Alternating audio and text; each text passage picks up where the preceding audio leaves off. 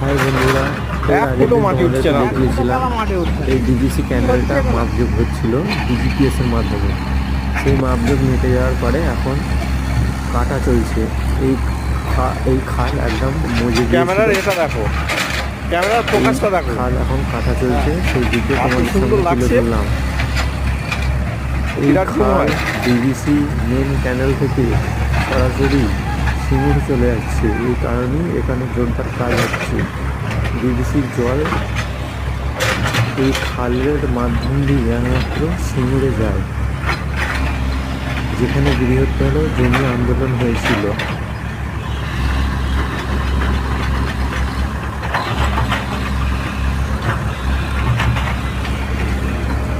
ভালো লাগলে please subscribe করে দেবেন এই পেজটা। Thank you.